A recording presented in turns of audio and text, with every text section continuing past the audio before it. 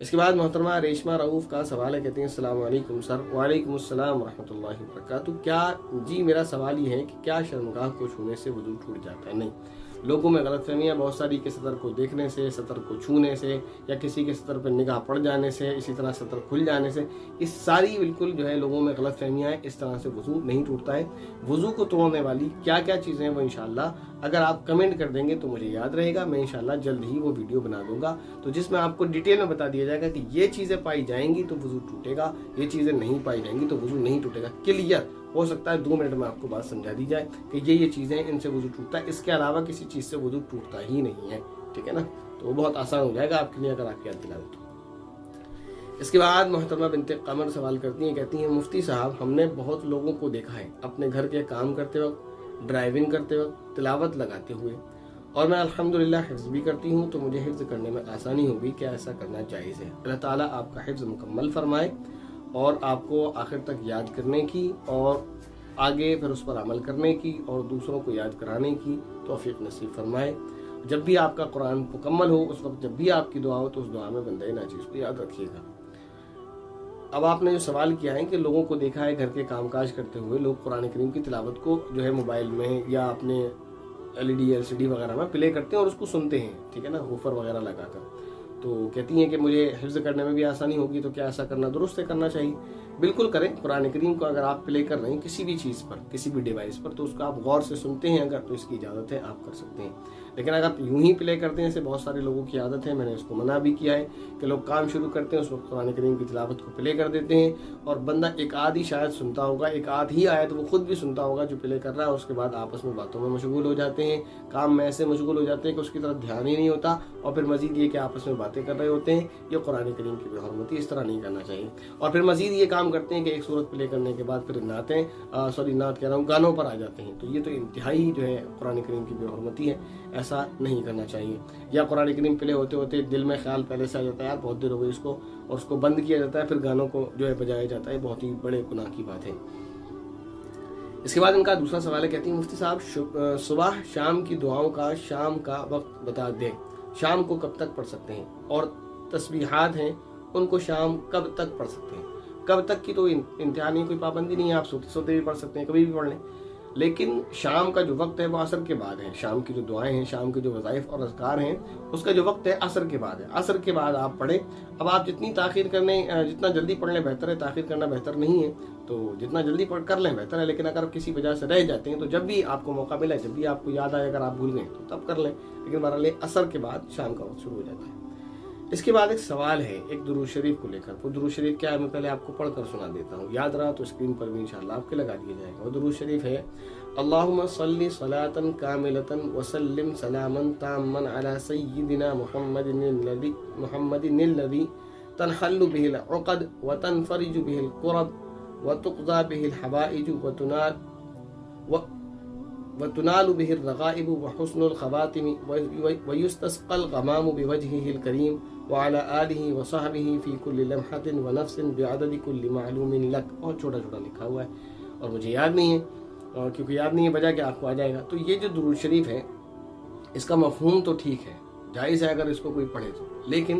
بہتر نہیں ہے اس کا پڑھنا کہ آپ ایک ایسی چیز پڑھیں جس کا حدیث میں کوئی ثبوت نہیں ہے، مجھے اب تک نہیں ملا اور میرے علم میں نہیں ہے کہ یہ حدیث سے ثابت ہے۔ اگر یہ حدیث سے ثابت ہے تو پڑھنے میں کوئی حرج نہیں ہے، بلا حرج بلا جھجک پڑھیں، اور حدیث سے نہیں ثابت ہے تو پڑھنا اس کو گناہ نہیں ہے، ٹھیک ہے نا، لیکن بہتر نہیں ہے، اس کو پڑھنے سے بچنا چاہیے، اس لیے کہ یہ ایک ایسی چیز ہے جو حدیث سے ثابت نہیں ہے، مطلب یہ کسی عام انسان کا بتایا ہوا ہے، نبی پاک صلی اللہ علیہ وسلم کے علاوہ، یعنی امتی کا بتایا ہوا، جبکہ نبی پاک صلی اللہ علیہ وسلم کے بتائے ہوئے بہت سارے درود شریف احادیث میں موجود ہیں، تو ایک امتی کا بتایا ہوا درود شریف پڑھنا، نبی کے بتائے ہوئے درود شریف کو چھوڑ کر نبی کے بتائے ہوئے درود شریف کو پیچھے رکھنا اور امتی کے بتائے ہوئے درود شریف کو یا بنائے ہوئے درود شریف کو معذرت کے ساتھ بنائے ہوئے ہو گیا پھر اس کو آگے رکھنا، تو یہ مناسب بات نہیں لگتی، اچھا نہیں لگتا۔ یعنی آپ کے پاس 24 گھنٹے کا ٹائم ہے، اس میں آپ کو ایک عمل نبی پاک صلی اللہ علیہ وسلم نے بتایا اور ایک عمل آپ کے کسی پیر صاحب نے بتایا، تو پیر کا عمل کرنا نبی کے عمل کو چھوڑ کر یہ درست نہیں ہے۔ اگر درود شریف موجود نہ ہوتا، यानी अहादीस में और दुरूद शरीफ बनाने की इजाज़त होती है। यानी दुरूद शरीफ बनाने से मुराद ये कि दुरूद के कलिमात पढ़ने की अपने तरफ से, तो अपनी तरफ से कोई पढ़े तो कोई हरज नहीं है। तो इसी तरह अब भी अगर कोई अपने पास से नबी पाक सल्लल्लाहु अलैहि वसल्लम के रोज़े पर जाकर दुरूद सलाम पढ़ता है या अपनी तरफ अपने अंदाज में मोहब्बत के साथ पढ़ता है तो इसकी इजाज़त नाजायज़ नहीं है। लेकिन बतौर वजीफे के पढ़ना एक अलग चीज़ है। दुरूद शरीफ पढ़ना अपने अंदाज में, सलाम पढ़ना अपने अंदाज में जायज़ है अपने कलिमात में, लेकिन यहाँ बात हो रही बतौर वजीफे के पढ़ना। तो बतौर वजीफे के आप वही दुरूद शरीफ पढ़ें जो अहादीस से साबित हैं, जो साबित नहीं है वो ना पढ़ें। ये इसका सबूत नहीं मिला। अगर कोई बता दे या कोई रेफरेंस दे दे, किसी हदीस का हवाला दे दे तो बहुत अच्छी बात है, पढ़ाया जाएगा, मैं भी इंशाल्लाह पढ़ूंगा। इसके बाद एक सवाल है एक भाई का, मोहम्मद अयान का। उन्होंने सवाल ये किया, कॉलेज के हॉस्टल में वेस्टर्न सीट टॉयलेट्स हो और पानी का बंदोबस्त ना हो, सिर्फ टॉयलेट पेपर रोल का इस्तेमाल किया जाता हो, वहाँ पाकी और तहारत कैसे हासिल की जाए? क्योंकि नमाज और इबादत के लिए तो पाकी शर्त है। बात अच्छी है, बहुत सी जगह होता है, हॉस्पिटल में भी ऐसा होता है। तो इस सूरत में समझना चाहिए, अगर नजासत जो है वो 1 दिरहम, यानी जो हाथ है इसको अगर आप सीधा करेंगे तो इसमें जो गड्ढा बनता है, ये जो अंगूठा है और ये हथेली इसके बीच में, इसकी जो पैमाइश है आप ले लें,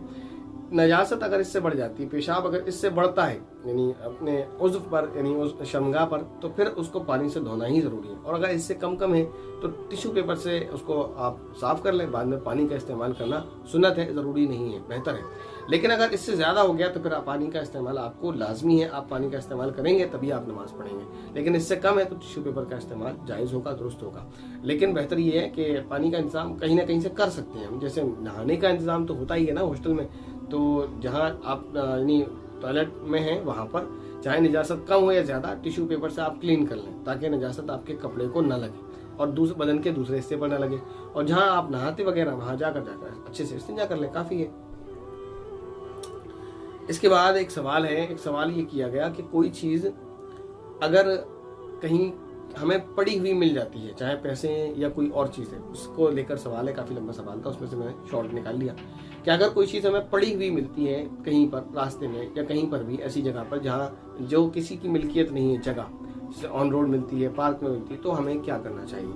तो बेहतर तो ये कि उसको ना उठाएं, इंतज़ार करें, शायद कोई आ जाए ढूंढता हुआ, क्योंकि जिसकी चीज़ खोती है वो ढूंढता हुआ उसी रास्ते पर निकलता है जहाँ जहाँ वो गुजरा होता है। तो कोई जब हम ये नियत कर लेंगे हम नहीं उठाएंगे, और ये सबक सब लोग पढ़ लें तो इस्लाम ने पढ़ा है कि भाई पढ़ी हुई चीज़ नहीं उठाना है, तो जिसकी होगी वो चीज़ उसको मिल जाएगी। लेकिन अगर उठा ली है तो फिर आपको क्या करना है? हद्दल इम्कान, यानी जितना आपसे मुमकिन है, पॉसिबल है, आपको उसकी तशहीर करना है, यानी उसके बारे में लोगों को खबर करना है। अब सोशल मीडिया का ज़माना, तो सोशल मीडिया पर भी आप कैसे करेंगे? मसलन ये नहीं बताएंगे मुझे ये चीज़ मिली, फिर तो हर एक दावा करने लगेगा। ये कह सकते हैं आपको आपके मुझे फलां पार्क में या फलां रोड पर फलां जगह पर आज इतने बजे एक चीज़ मिली है जो कीमती चीज़ है, ठीक है ना। या अगर पैसे हैं तो आप बता सकते हैं कुछ पैसे मुझे मिले हैं, घड़ी है तो आप बता सकते हैं घड़ी है। अब आप आगे अगर कोई लेने आता है तो उससे पूछ ले भाई घड़ी कौन सी कंपनी की है, कौन से कलर की है, तो वो सारी पहचान बता देगा। पैसे हैं तो कितने पैसे थे और कौन कौन से नोट थे तो वो बता देगा। पर्स है तो वो बता देगा, जो पहचान बता दे उसको दे दे।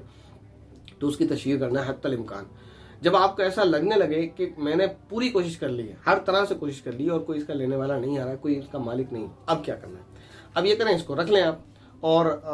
अगर वो ऐसी चीज़ें ख़राब नहीं होगी तो नस्ल दर नस्ल आप अपनी औलाद को वसीयत भी करते रहे, भाई ये चीज़ मुझे मिली थी। अगर कोई इसका मालिक या उसके मालिक, ये इसके मालिक का वारिस कभी आएगा जो उसका मालिक होगा और पहचान बताएगा तो उसको दे देना, ये कर सकते हैं, ये चीज़ें हैं। अगर ये भी नहीं करते तो एक और तरीका वो ये है कि जब आप मायूस हो जाएं, आपको लगे कि इसका कोई मालिक है नहीं और कोई मेरी बात को सुनने वाला नहीं है, और जिसको यानी मेरी बात वहाँ तक नहीं पहुँच पा रही है, मैंने पूरी कोशिश कर ली, मेरे बस के बाहर है, और वो जो इसका मालिक है वो नहीं मिल पाएगा मुझसे अब मेरी ज़िंदगी में, या मुझे मिलेगा ही नहीं, उम्मीद नहीं है, तो आप ये करें, उसको किसी फ़कीर को जो है बग़ैर सवाब की नीयत के सदका कर दें, उसकी तरफ से नीयत करते हो, भाई उसकी चीज़ है, आपने सदका कर दी, सवाब उसको मिल जाएगा। आप नीयत नहीं करेंगे सवाब की, आपको नहीं मिलेगा, अपने लिए नहीं करेंगे। या फिर अगर आप खुद फ़कीर हैं, यानी आप पर ज़कात लेना जायज़ है आपके लिए, आप खुद मुस्तहिक़ ज़कात है, तो आप खुद उसे इस्तेमाल कर सकते हैं। लेकिन इन दोनों ही सूरतों में एक चीज़ याद रखनी है, जब भी वो मालिक उस चीज़ का या उस रकम का आ जाएगा और वो मुतालबा करेगा आपसे कि आपको मेरी वो चीज़ मिली थी या मेरे इतने पैसे मिले थे, आप मुझे दें, तो चाहे वो आपने अपने आप पर इस्तेमाल की हो, चाहे वो आपने सदका कर दी हो, तो आप उससे नहीं कहते मैंने सदका कर दी, आपको वो देना लाजिम होंगे। तो अब आप समझ लें वो चीज़ आपको उठानी है या नहीं उठानी है, और उठाने के बाद तशहीर करनी है या नस्ल आपको उसको जो है वसीयत कर देनी है अपनी औलाद को, या फिर उठानी ही नहीं है सिरे से, वो आप देखें आपको क्या करना है।